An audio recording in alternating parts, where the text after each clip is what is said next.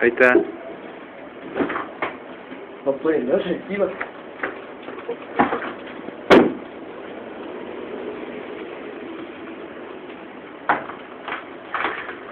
Sácalo.